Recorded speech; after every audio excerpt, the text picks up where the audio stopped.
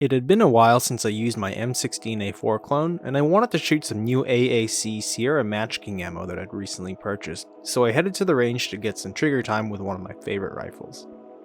It was an almost perfect day for shooting, and the 200-yard line was completely empty, so it was the opportunity to test how accurate this ammo was.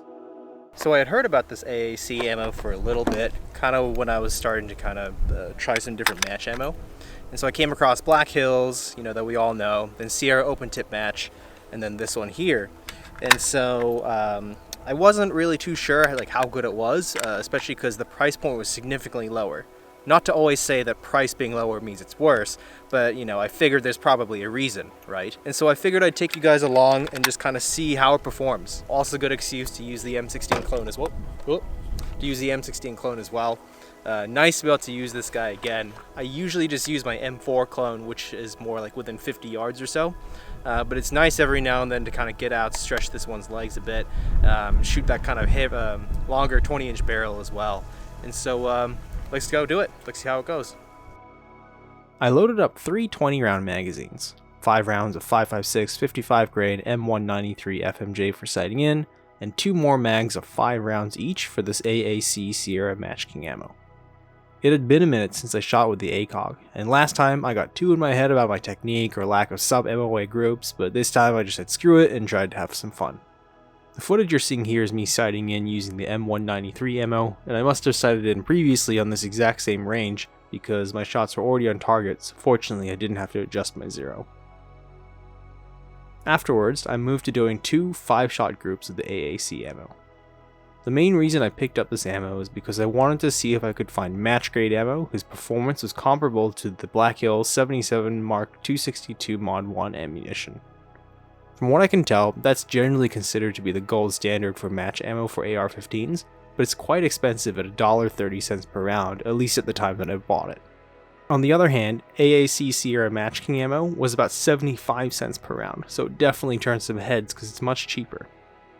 Both the Black Hills and the AAC Sierra MatchKing ammo are both chambered in 5.56, and they fire a 77 grain hollow point bullet at roughly 2,700 feet per second or so, although AAC calls theirs hollow point boat tail, and Black Hills is called open tip match.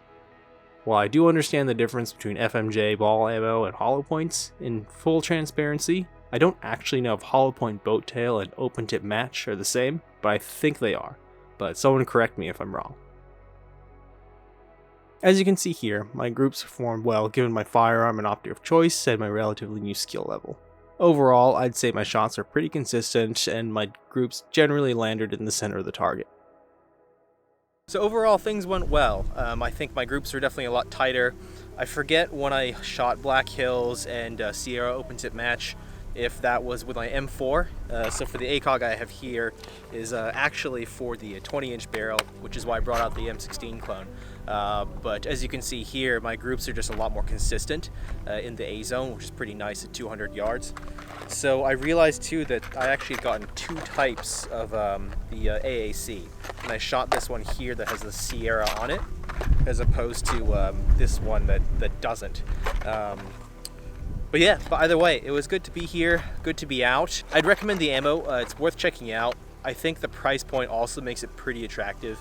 I forget off the top of my head how much I paid, but it was far cheaper than Black Hills or the Sierra MatchKing.